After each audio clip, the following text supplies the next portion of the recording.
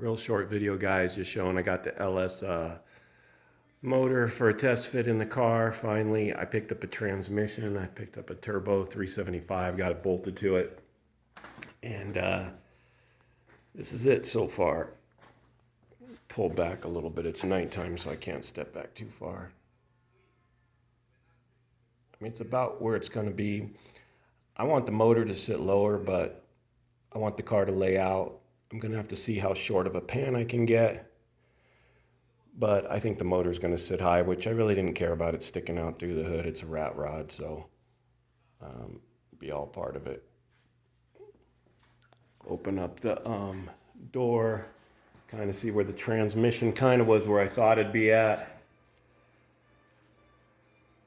going to start building a mount for the transmission and kind of just getting this thing situated with it. I got to find out how small of a pan, like I said, I can get, and then that'll decide exactly where this thing's going to sit.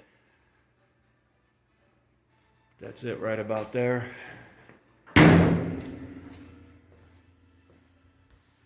Thanks for taking the time to check this out. Like and subscribe and leave me a comment. Tell me what you think. See you next time.